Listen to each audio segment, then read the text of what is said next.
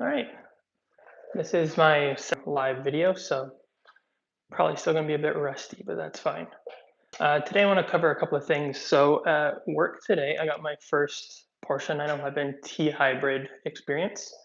A couple of interesting things about it. The high voltage battery has a sticker on it with like the manufacturer and all the information on it, and it says up in the top, Rimats. So I think, from my knowledge, this is the first time you've seen the Mate Rimac supercar company, the electric hypercars. I think this is the first time we've seen one of their components on a Volkswagen Auto Group vehicle since the merger between Rimac and Bugatti. So uh, that whole like deal between Rimac and Bugatti is complicated, to say the least, because Porsche's involved to some extent, and I don't really know how those companies are structured, to be honest. But that was pretty cool. The car is insane. It was raining, so I had it in wet mode, and it's a customer car, so I'm not like, obviously, I'm not going to abuse it. But that car was incredible. Like, it feels similar to like a Turbo S, but turned up to 11 and no turbo lag whatsoever. I'm I know they say there's like a millisecond delay or something, but my butt dyno says there is no lag. That turbo kicks right away. That car is incredible. And the one that I was testing was a Targa 4 GTS. Excuse me, Targa 4 GTS T hybrid with all of the carbon fiber bits. So it had like the carbon fiber accents on the wheels, on the front bumper, the rear diffuser. It had carbon fiber trim on the doors and on the dashboard, as well as the carbon fiber steering wheel.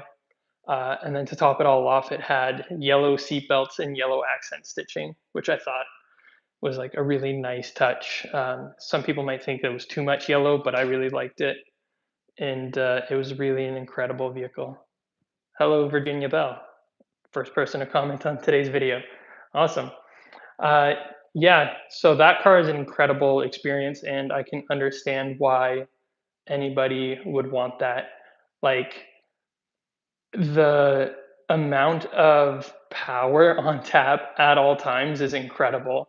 Like, you just, and it makes really good noises. It's not the same as the 992.1 GTS or even Turbo S noise, because the engine is completely different and it has unequal length headers that meet at a single turbo rather than having a turbo on either side of the vehicle. So that massive turbo, like the hot side, the cold side, and the electric motor sandwiched in between them, is literally the size of my head. It's gigantic. Um, so yeah, that was an incredible experience. I'm super glad I got to experience that car today. I think I wasn't the last one in the shop, but I was somewhere around in the middle to actually get to drive one of these. Oh, thanks. That's very kind of you. So that kind of like those types of experiences are what make working at the Porsche store totally worth it. The pay is structured differently than at Volkswagen, and I probably did better hours wise on average at Volkswagen. In fact, they had a Golf come in last. Hi, Virginia. Thanks for joining the live stream here. The I had a Volkswagen come in, and I just had to do a service. It was an oil change and a Haldex fluid change, and I just fell right into the rhythm that I had normally at Volkswagen, and just it felt good and quick. But at the end of the day, like you don't get 911s at Port or at Volkswagen, so it makes it all worth it in the end, in my opinion. But I do miss driving a Volkswagen. I kind of wish I had one in my life. So maybe one day I'll get a GTI or something. That'd be kind of a fun project car to tinker around with. Do some basic mods, nothing too crazy. Probably mostly aesthetics, honestly, because I don't really need unreliable modified car in my life at this point. um, and learned about something new this week. Our Snap-on dealer came by and dropped off a monthly flyer. I'm going to spin this around real quick and just show you this whole setup. So this is called the Cloud9 storage system. I believe it's an Epic box. It says it somewhere probably. It's an Epic box, but every drawer, not every drawer, most of the drawers are full. I think it's got like 3 empty drawers plus the power tool drawer is empty. But it comes with all of these nice foam cutouts and all of the tools you would need to get started, really.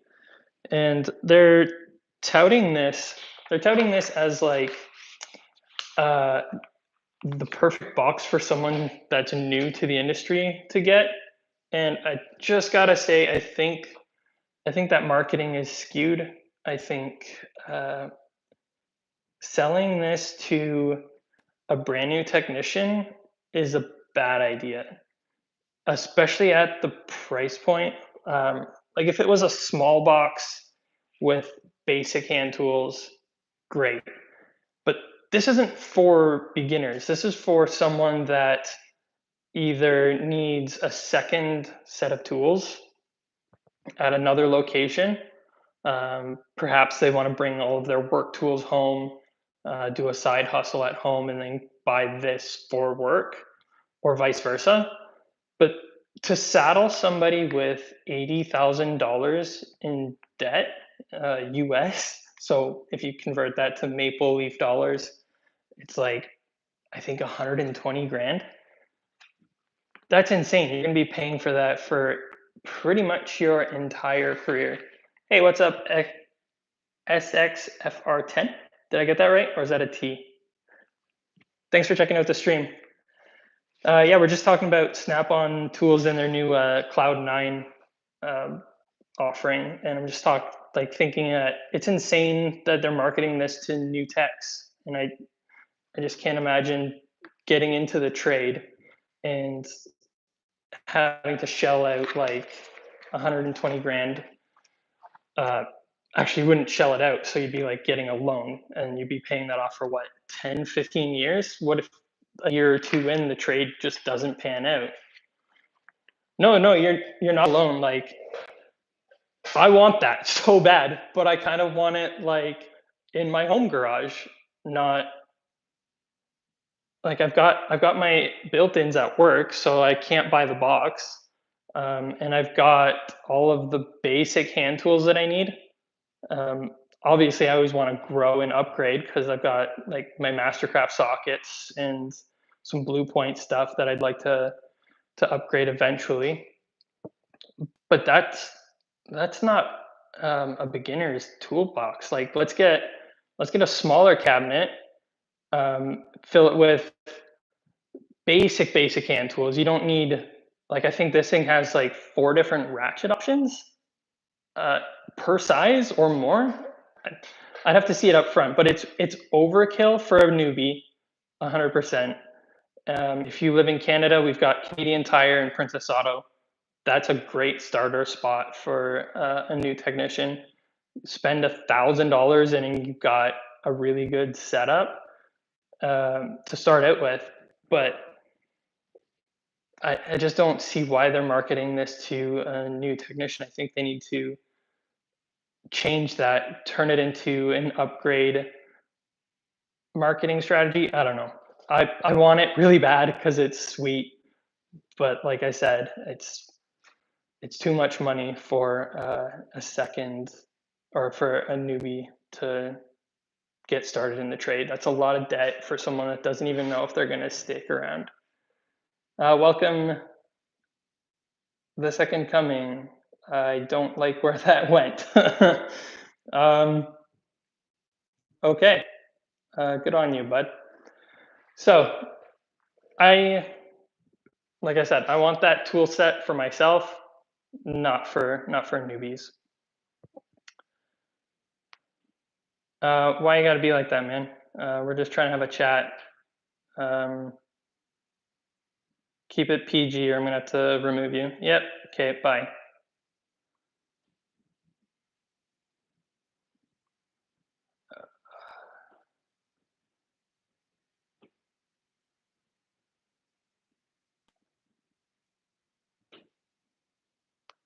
All right. That guy with all the profanity is taking 5 minutes out. Like, come on, dude. We're just trying to talk tools here. You're trying to get number one or something by just spamming the chat. Uh, Not cool.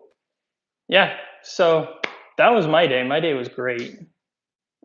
um, that threw me off. Sorry, guys. Wasn't expecting much comments, let alone all of that. This is only my second live, so I'm pretty new at this and uh, kind of nervous, to be honest. I thought also that if you guys wanted to stick around and hang out, I need to adjust the mirrors on my bike. The bar end mirrors, for some reason, I think someone was hanging off of them, or I adjusted them improperly, and they're kind of out of adjustment. Don't know if I'll be able to do this with. Yeah, we'll make this work.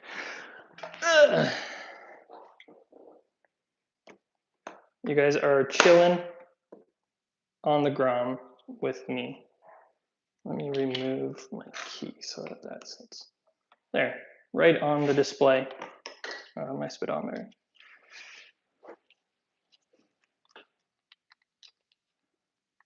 I think to go back to the Cloud9 toolbox,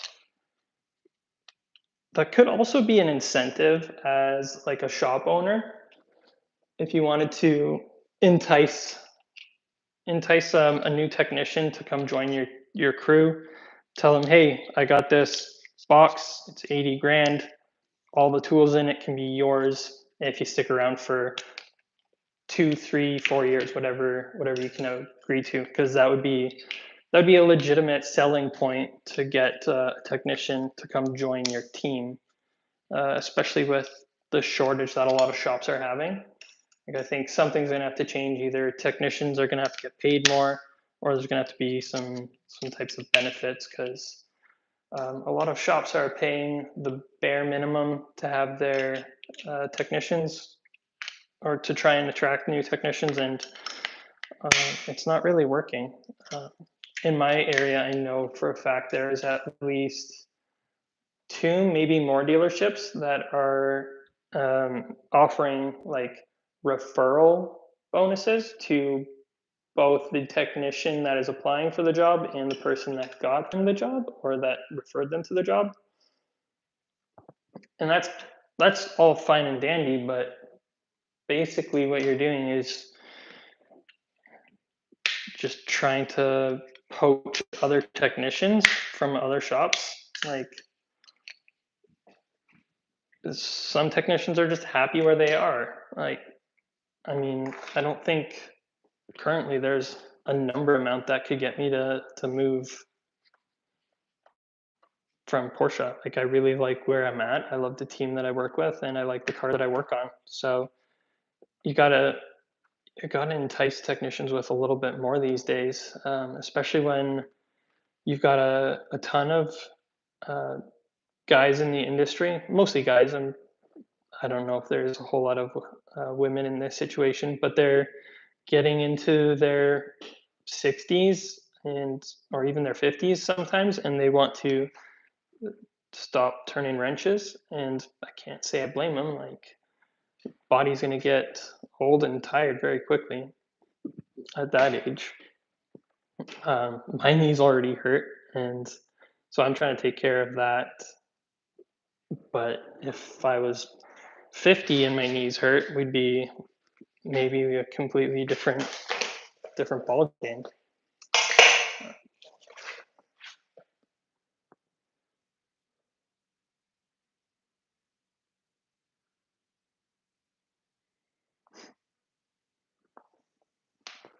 Yeah, so I don't know.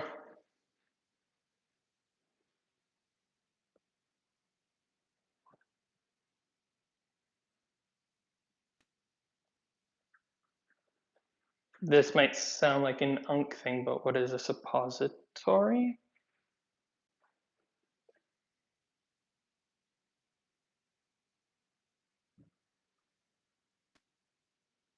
I'm not sure what that is. I don't do drugs or anything, whatever. I don't know what that's supposed to be a reference to. Uh,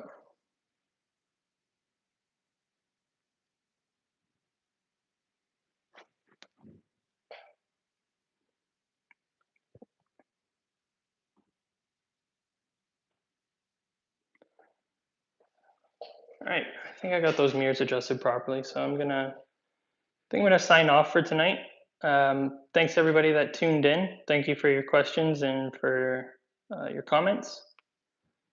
And I think I'm gonna try and do this weekly. So if you guys liked it, come back next week. I'm not quite sure what day I'm gonna do it on. I'll have to take a look at my schedule, but subscribe to my channel so that you can see the posts, because I'll put a post up announcing my next live. Prod, dude, I got a real job. This is just something I'm doing as a hobby. All right. Thanks, guys. Have a good one.